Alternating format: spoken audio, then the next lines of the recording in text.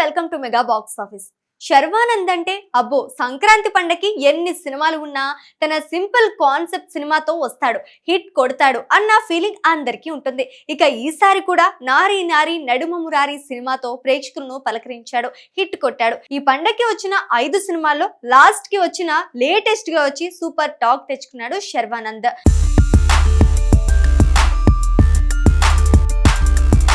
సంక్రాంతి అంటేనే సెంటిమెంట్ అనేలా ఆయన కెరీర్ లో ప్రత్యేక గుర్తింపు తెచ్చుకున్నాడు. ఎక్స్ప్రెస్ రాజా, శతమానం భవతి సినిమాల లెవెల్లో ఈ సినిమా హిట్ గ్యారంటీ అంటున్నారు జనాలు. పరిమిత స్క్రీన్లలో విడుదలైనప్పటికీ ఈ సినిమా ఓపెనింగ్ నుంచే బలమైన వసూళ్లు సాధించింది.